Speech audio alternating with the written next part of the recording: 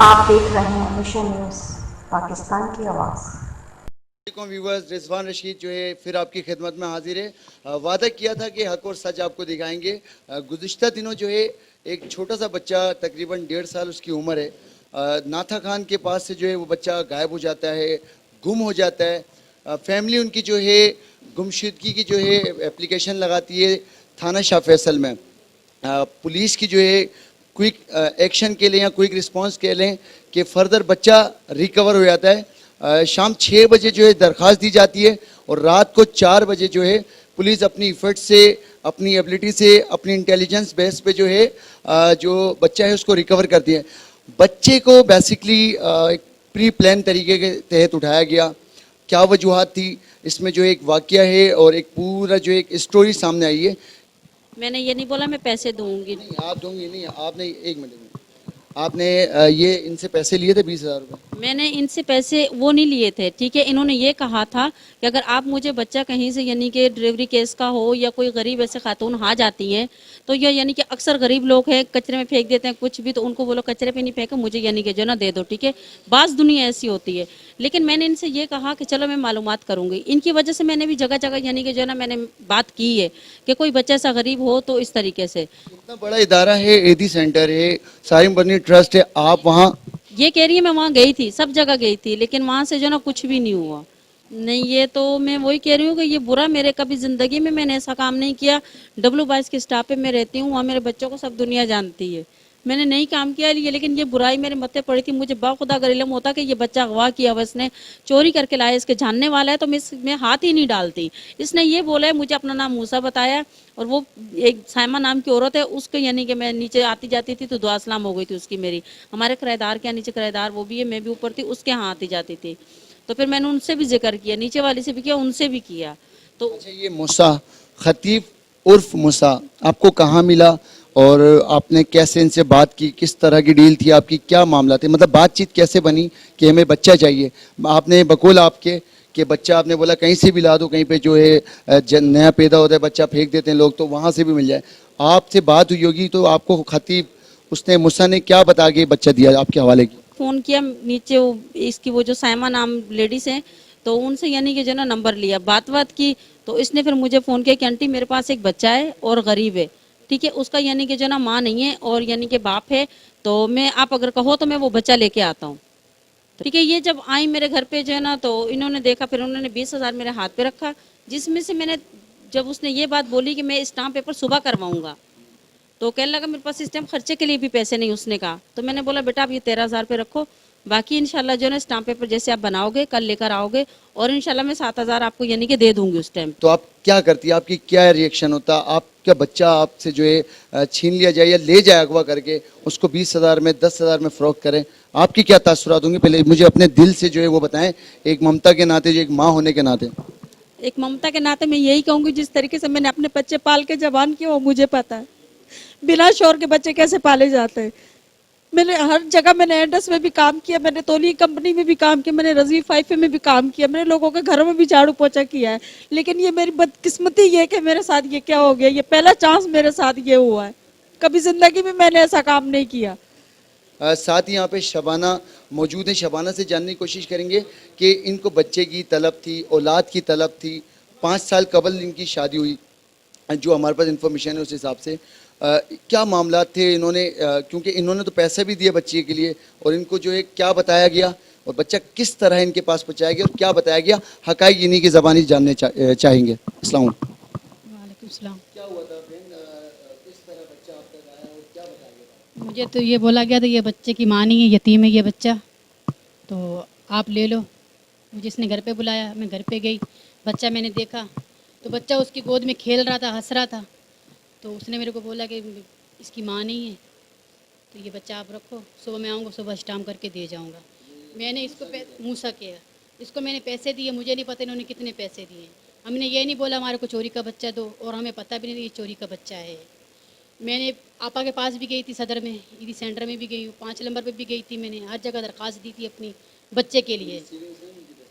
उनका जो फार्म है वो मेरे घर पे पड़ा हुआ है, जो उन्होंने मुझे दिया था ना, ये पुर करके लाओ, इसमें ज़मानती अपने उसमें डालो और अपनी मियाँ की फ़ोटो कापी ये लगा कर ले आओ, आपा ने बोला जब बच्चा आएगा हम आपको फ़ोन करके बुला लेंगे, अभी बच्चे देने हमने बंद किए हुए हैं। तो मैंने 5 नंबर पे भी दरखास्त यहाँ पे भी आई थी, इन्होंने बोला हमने बच्चे देने बंद किए हुए हैं। और मैंने दोस्तों को भी बोला हुआ था जो डिलीवरी केस होता है ना, जो उसका खर्चा होता है वो मैं दूंगी, कोई बच्चा देना चाहे तो मैं ले लूँगी। व्यूअर्स, इन्होंने जो है बड़ी डिटेल में और बड़ी आसानी से बता दिया कि इनको बच्चा दरकार था एदी में, और डिफरेंट जो है एदी की ब्रांचेस है वहाँ पे इन्होंने अप्लाई किया, वहाँ पे जो है कोशिश की, दरख्वास्त दी कि इनको बच्चे की जो है तलब है, औलाद की तलब है, रिक्वायरमेंट थी, कोई बच्चा चाहिए था इनको। तो इन्होंने जो है एक जो प्रोसीजर होता है लीगल वो किया। आफ्टर ऑल जब वहाँ से कोई रिस्पांस नहीं मिल सका, कुछ डिपार्टमेंटल हो सकता है मामलात हो, कोई इंक्वायरी होती है, कुछ ना कुछ वजह से इनको बच्चा ना मिल सका, जिसकी वजह से इन्होंने अपनी दोस्त से, अपनी जितनी सहेलियाँ हैं उनसे रिक्वेस्ट की कि कोई भी बच्चा अगर कोई डिलीवरी हो रही है, कोई डिलीवरी करके जैसे रखना नहीं चाहते, पालना नहीं चाहते, तो उसका खर्चा भी मैं उठाऊँगी, बच्चा मुझे आप वो दे दें ताकि जो है मैं उसकी परवरिश कर सकूं। इनकी गलती सिर्फ इतनी है कि इन्होंने बगैर तस्दीक के वो बच्चा ले लिया, लेकिन इनकी कोशिश और ख्वाहिश यही थी कि कोई फैमिली रजामंदी से इनको बच्चा दे दे, और इनकी गलती ये थी। ये गलती का फैसला अवाम ने करना है, ये गलती का फैसला हमारे जो है कोर्ट ने करना है, हमारे जज साहिबान ने करना है। हम जो है इनकी आवाज़ भी आप तक पहुंचाना चाहते थे, पहुंचाएंगे इंशाल्लाह। कोशिश यही होगी कि जो इस तरह के जो अनासिर हैं जो बच्चों को अगवा करते हैं या इन जैसे लोगों को इस्तेमाल करके, या अगर ये भी बशमूल शामिल हैं तो इनके ऊपर भी सख्त से सख्त कानूनी कार्रवाई होनी चाहिए, क्योंकि जिनकी औलादें होती हैं, जिनके बच्चे होते हैं, उनको पता होता है कि उन पर क्या गुजरती है जब उनका लख्त जिगर उनसे जो है दूर हो जाए, उनसे बिछड़ जाए या वो अगवा हो जाए। जी व्यूवर्स, जो गुज़िश्ता रात को वाक़या हुआ था, बच्चा जो अगवा हुआ था बाजियाब करा लिया गया चंद घंटों के अंदर अंदर। बड़ी इफर्ट थी पुलिस की, बड़ी एफिशिएंसी थी और बहुत काबिल, आप ये कह लें कि तारीफ़ के काबिल है इनकी वो मेहनत, इनकी वो जो प्रोग्रेस थी। इस हवाले से जानने की कोशिश करेंगे। हेड मोरर हमारे साथ मौजूद हैं मज़हर अब्बास साहब। अस्सलाम वालेकुम जनाब। अस्सलाम। सर, ये जो बच्चे का जो वाक़या था जिसमें वो अगवा हो जाता है, बाजियाब कराए, किस तरह आपने मतलब इतनी फुर्ती से, इतनी एनर्जेटिक हो गए, मतलब ये वाक़या या आपने ये जो केस है सॉल्व किया है? देखें जी, इसमें जनाब एसएसपी साहब कुरंगी अब्दुल्ला फैसल अब्दुल्ला चाचा साहब ने खसूसी हिदायत दी एसएचओ साहब को, डीएसपी साहब अल-फलाह की जो है उनकी एक खसूसी हिदायत पे जो टीम बनाई गई, उस टीम में जो है टेक्निकल तरीके से हमने ट्रेस किया अक्यूज़, जो नामिनेट अक्यूज़ था मीर खिताब शाह सन ऑफ है अकरम शाह, उसको हमने ट्रेस किया, उससे पूछ गुछ की तो उसने बताया कि 2 साल कबल मैं चूँकि वहाँ रिहायशी था और वहाँ से शिफ्ट होके वहाँ मियाँ वाली कॉलोनी में रिहायश पजीर हूँ, तो उसको ये टास्क दिया गया था कि ये बच्चा जो है हमें चाहिए। वो बच्चा उसने वहाँ से उठाया है और आगे सेल किया है इसको मुसम्मत शहनाज बीबी को। शहनाज बीबी से इसने पैसे लिए और शहनाज बीबी ने फिर बच्चा आगे ट्रांसफ़र किया शबाना नामी औरत को। उसने किस मकसद के लिए लिया बच्चा अभी ज़ेर तफ्तीश हैं, ट्रेस हमने कर लिया, उनको अरेस्ट भी कर लिया। मीर खिताब के ख़िलाफ़ जो हमने केस किए हैं उससे जो गिरफ़्तारी की है तो उससे पिस्टल भी मिला, वो केस अलग किया है और अगवा का केस जो है वो इनके ख़िलाफ़ अलग जो है वो ज़ेर तफ्तीश है।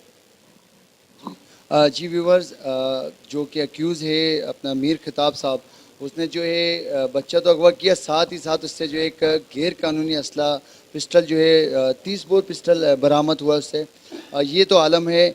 अगर पुलिस एनर्जेटिक नहीं होती तो आज वो बच्चा पता नहीं कहाँ से कहाँ होता, क्या मामलात थे, किस मकासद के लिए इस बच्चे को अगवा किया गया था। और ये पूरा सिलसिला है। बंदा रहता है मियाँ वाली कॉलोनी कटी पहाड़ी पे, जिसको बच्चा दरकार था शबाना, वो रहती है ज़िया कॉलोनी में। जो बीच की जो कनेक्टर है जिसने कनेक्ट करवाया था वो रहती है थाना जमानटोन की हदूद W22 के स्टॉप के पास जो है कोस्ट गार्ड चुरंगी के पास, वो कुरंगी में रहती हैं। ये पूरे डिफरेंट एरियाज़ के डिफरेंट लोकेशंस के लोग थे। ये किस तरह कनेक्ट हुए? क्या ये मुनज़्ज़म तरीके से इस तरह की वारदात करते रहें या पहली बार ये इनसे ये वाक़या हुआ या ये इन्होंने गलती या जुर्म किया जिसकी वजह से वो आज वो कानून के कटघरे में जो है आ गए हैं? अब मज़ीद जी व्यूवर्स, ये वो बच्चा है हसनैन जो बाजियाब हुआ है। ये बच्चा जो है माशाल्लाह से बड़ा शरारती है, बड़ा प्यारा मासूम सा बच्चा। हसनैन, ये इधर देखो। हसनैन, ये देखो। जानते हैं कि क्या तासुरात थे बच्चे के लापता होने से पहले और लापता होने के बाद और जब बच्चा बाजियाब हुआ उसके बाद जो है इनकी क्या फीलिंग्स थी, जिस तरह इन्होंने सिंध पुलिस के लिए नारे लगाए। हम तो अप्रिशिएट करते हैं उन अफसरान को पुलिस के जिन्होंने क्विक रिस्पांस पे काम किया। उस इंटेलिजेंस ऑफिसर को मैं अप्रिशिएट करता हूँ जिसने अपनी मदद से, अपनी इफ़र्ट से, अपनी एबिलिटी से, अपनी कोशिश से जो है उस मुलजिम का जो है सुराग लगाया, पता लगाया। और इस बच्ची को तो हम अप्रिशिएट कर ही रहे हैं माशाल्लाह से, इस बच्ची ने जो है निशानदेही करी है। तो इस हवाले से जो है इनके वालिद साहब हसनैन के हमारे साथ मौजूद हैं, जो बच्चा गुज़िश्ता रात को जो है बाजियाब हुआ है। और क्योंकि ये एक पुलिस की इफ़र्ट की वजह से बाजियाब हुआ, तो इनकी ज़बानी जानते हैं कि एक्चुअल वाक़या क्या था और इनके मामला मतलब बच्चों के किस तरह थे, किस तरह बच्चा जो है अगवा हुआ है। जी अस्सलाम वालेकुम। मैं बेहद मशकूर हूँ SHO थाना शाह फैसल के और उनकी टीम का और इंटेलिजेंस के जो हमारे साथी हैं उनका बहुत मशकूर हूँ। असल में वाक़या ऐसा था कि मेरे बच्चे यहाँ बाहर खेल लेते, असर की नमाज का टाइम था, मैं था ड्यूटी पे, अब्बू वगैरह नमाज के लिए निकल के चले गए और ये बच्चे मेरे बाहर खेल लेते। बड़ी वाली बेटी की मेरी थोड़ी तबीयत ख़राब हो गई, वो घर आ गई, तो छोटी वाली बेटी मेरे उसके साथ खेल ली थी बाहर, वो पकड़ के घर की तरफ ला रही थी मगर वो उसके साथ आ नहीं रहा था। तो ये दुकान भी उस वक़्त बंद हो गई थी। ये लड़का जो मुलजिम है ये बाहर यहीं बैठा हुआ था थल्ले पे, इसी इसमें कि ये लड़का मुझे कहीं अकेले मिल जाए ताकि मैं उठा के ले जाऊँ। तो ये बेटी को मेरे उसने, असल में ये हमारे साथ साहब का पड़ोसी रह चुका है। ये लड़का मेरे साथ छोटा बड़ा हुआ है, मेरे भाइयों का दोस्त यार, आना जाना उसका यहाँ लगा रहता था। तो ये अभी मियाँ वाली कॉलोनी कट्टी पहाड़ी की तरफ शिफ्ट हो गए। तो ये मेरी बेटी छोटी वाली को उसने कहा कि तुम घर चली जाओ, ये मेरे साथ खेल रहा है, जब थक जाएगा मैं दरवाजे के अंदर छोड़ दूंगा। बस वो मेरी बेटी ने जो उसको देखा तो ये उठा के ले गया उसको।